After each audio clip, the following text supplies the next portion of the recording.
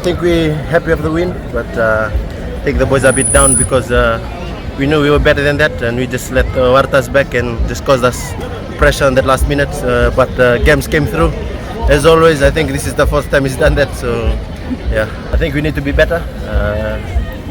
We never started well, but then we came back and we went about 16 points up, I think, at half time.